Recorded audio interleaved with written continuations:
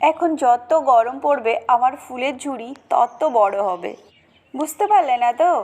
যত গরম পড়বে সমস্ত গাছগুলোতে বেশি বেশি করে ফুল ফুটবে, আর ছোট্ট ঝুড়িতে তখন ফুলে আর ধরবে না।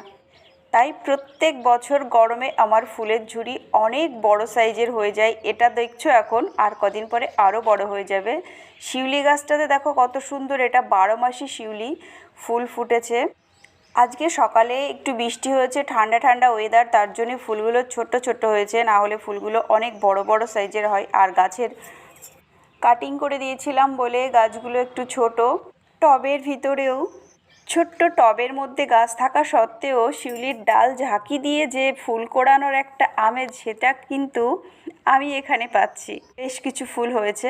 সাদা জবাটাতেও আজকে একটু কম ফুটেছে, কালকে অনেক ফুটেছিল, আমি 3টে তুললাম, বাদবাকি রেখে দেবো। ধুতরাও ফুটেছে, অপরাজিতা ফুটেছে, এখন অনেক ফুল তুলতে বাকি রইল।